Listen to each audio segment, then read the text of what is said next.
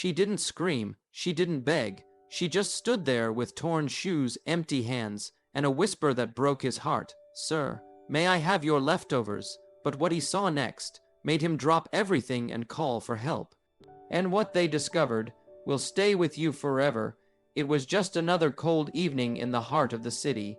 People walked fast, heads down, rushing past each other as if kindness had become a luxury they couldn't afford. The streets buzzed with the rhythm of car horns, flickering billboards, and the quiet ache of unnoticed lives. Inside the glass-fronted diner, the warmth glowed like a promise. The scent of fresh burgers, sizzling fries, and warm apple pie danced through the air. Laughter echoed from the booths, forks scraped plates, couples talked, families smiled, but outside, in the corner where no light reached, stood a little girl. She couldn't have been more than 10. Her coat was far too big, sleeves swallowing her hands. Her shoes looked like they'd been passed down 100 times, the soles barely hanging on. Her hair was knotted, wind-tossed, unbrushed, but it wasn't her clothes that caught attention. It was her silence, her stillness, the way she stood, waiting, watching. She didn't beg, she didn't speak. She didn't chase after anyone. She just stood by the dumpster behind the diner, eyes fixed on the tables inside, especially the ones with unfinished plates.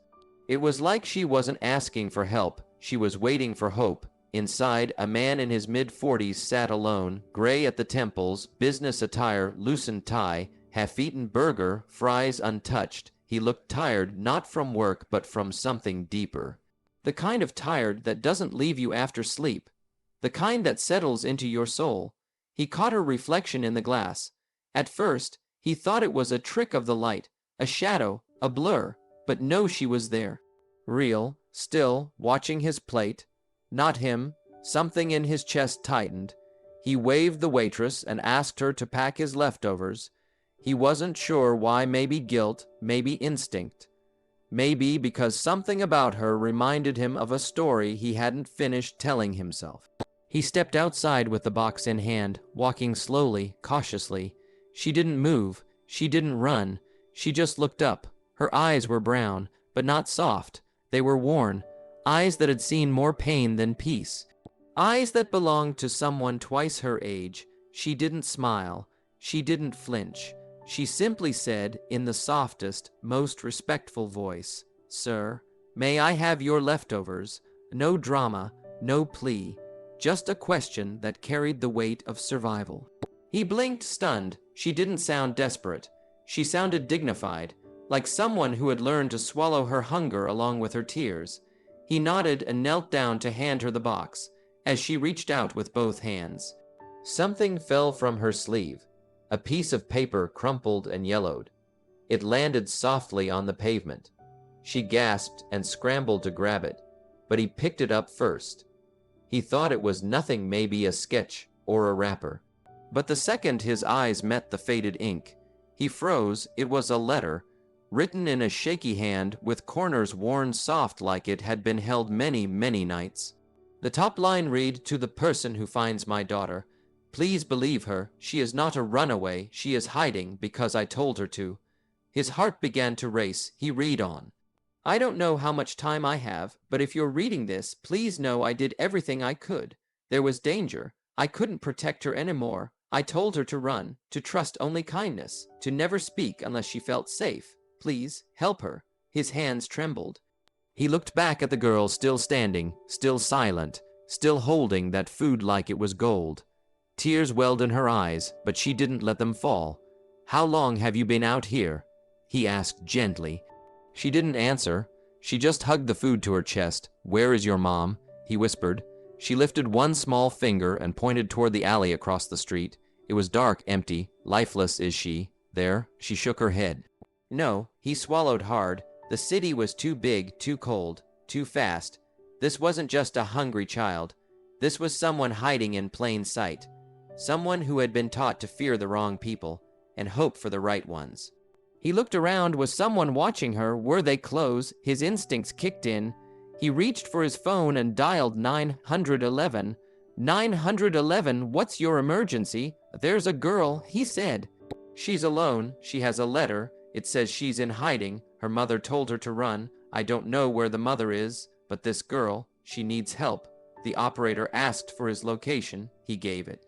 They said help was on the way. He crouched down beside her again. You're safe now, he said softly. She didn't reply, but after a long pause, she finally whispered, my mom said, if someone is kind, I can trust them. He nodded. You can, I promise you, you can. And for the first time, she smiled, not a wide grin, not a child's laugh, just the tiniest curl at the edge of her lips, like maybe, just maybe. She still believed in kindness. She smiled, just a flicker, the kind of smile that wasn't taught, but remembered as if her heart had hidden it away until this moment. And in that one fragile smile, the man felt something break inside him. Something he didn't even know was still there, compassion, untouched by time, loss, or life's noise. The sirens began to echo in the distance, not loud, not frantic, just steady, a quiet sign that someone was coming, that maybe this time someone would care. He stayed close to her, crouched down on the cold sidewalk, jacket draped gently over her shoulders. She didn't speak again. She didn't ask questions. She just sat with him, holding that food as if it were both shield and salvation. I'm going to stay right here, he said softly. No one's going to hurt you, not anymore. She didn't nod, but she didn't run either, and that, for now, was enough. When the police cruiser pulled up, the flashing lights painted the street in red and blue. Officers stepped out slowly, not with authority, but with care. The man stood up and raised his hand gently. She's not in trouble, he said. She needs help. One of the officers approached, tall, kind eyes, hands open. He knelt beside her. Hey, sweetheart, he said, voice low and calm. My name's Officer Daniels. You don't have to be afraid, okay? You're not alone anymore. She looked at him, unsure, then looked back at the man. Only when the man gave a small nod did she finally speak again, just one word. Okay. Daniels looked at the letter the man handed over. He read it slowly, jaw tightening with every line. When he looked up, his face had changed. From calm to concerned. Do you know where your mom is? He asked gently. She hesitated, then whispered, she told me to hide, said she'd come back, but she never did. The man felt a lump rise in his throat. She wasn't just hungry. She wasn't just alone. She was waiting for someone who might never return. How long ago was that? Daniels asked. The girl didn't answer with words. She just held up 4 fingers. 4 days, weeks, 4 weeks. She whispered. I counted the Sundays. The officer stood and stepped aside to radio in backup, and the man sat down again beside her. You've been out here all this time? He asked, barely able to believe it. She nodded. Sometimes I sleep behind the library, sometimes in the alley. I don't go where the lights are. She said not to. The man felt his heart splinter. He wanted to ask a million questions. Who was she running from? Where had her mother gone? Why hadn't anyone noticed? But something told him. Now wasn't the time. Right now, the only thing that mattered was being present. A female officer approached next. She knelt and offered a small blanket and a soft, wrapped granola bar. Sweetheart, can we take you somewhere warm tonight? She asked. We've got safe people, kind people, who will make sure you're okay. The girl looked at the man again. There was fear in her eyes, not fear of the officers, but fear of being forgotten again, fear of being passed from one stranger to another, of being just another file, another case, another name lost in the system. The man saw it, and without hesitation, he said, I'll come with her, if that's okay. The officer nodded. Actually, we'd appreciate that. As they helped her into the back of the cruiser, the girl didn't let go of the food box. It was more than just dinner. It was the first thing given without expectation. The first thing that made her feel seen, valued. She climbed in slowly, her small hand still shaking, and before the door closed, she looked up at the man. Will I see you again? She asked, voice barely above a whisper. He stepped closer. You don't have to worry about that, he said, because from now on, I'm not letting you disappear again. She didn't say a word, but that tiny smile returned, a little stronger this time, a little more real. As the cruiser drove off into the night, The man stood on the sidewalk watching, not as a stranger who had done a good deed, but as someone whose life had just been changed by a child who asked for leftovers. He didn't know where this would go. He didn't know if she had family or if the system would protect her the way she deserved. But he knew one thing: he wasn't going to walk away, not anymore, because in a world that moved too fast, where people passed by pain without blinking, he had looked, he had seen, and he had chosen not to ignore it. 3 days had passed since she was found. The girl had a name. Her name was Maya. She was placed into emergency foster care, under special supervision, not in a crowded home, but with a retired nurse who specialized in trauma care. Officer Daniels had personally chosen her placement. He said, "This one, she's different. She needs more than just a roof. She needs peace." And the man, the one who gave her that box of leftovers, he hadn't left her side since. Every day after work, he showed up. Not because he had to, because he couldn't stay away. She'd grown quiet around others, but not around him, with him. She spoke, she laughed, she even drew again. She gave him a picture, one that broke his heart and healed it at the same time. It was drawn in crayon on torn paper. It showed a man with tired eyes kneeling in front of a little girl. Above their heads, she had written in shaky letters, "The day someone saw me." But the peace was temporary. Because deep down, both Maya and the man knew there were still unanswered questions. Where was her mother? Why did she vanish? And most haunting of all, would she ever come back? The detectives tried. They traced hospital logs, shelters, even border alerts. They found nothing, no reports, no body, no sign, until day 5. Officer Daniels called the man personally. "We found something," he said. "It's not good, but you deserve to know." The man rushed to the station, heart pounding. Inside, they laid out a file, and with it, a photo, a woman, bruised, afraid, sitting in a medical van, eyes swollen shut. Name, Lena Alvarez, Maya's mother. She had been in a domestic violence shelter under a false name, hiding from the man Maya was told never to speak about. He was dangerous, controlling, violent. She had planned their escape for months, but when he found her again, she knew she couldn't protect both herself and Maya, so she left Maya in a safe location and turned herself into bait.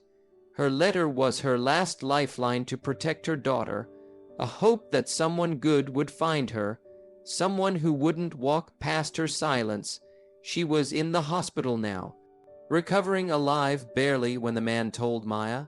She didn't cry. She sat still for a long time, then whispered. She stayed behind. "For me?" He nodded, eyes heavy. "She gave up everything to make sure you'd be okay." Maya didn't respond. She reached into her pocket, pulled out the food box she had kept, now empty but still clean, and hugged it. "I didn't just get food that day," she said softly. "I got seen." A week later, they reunited. The hospital was quiet.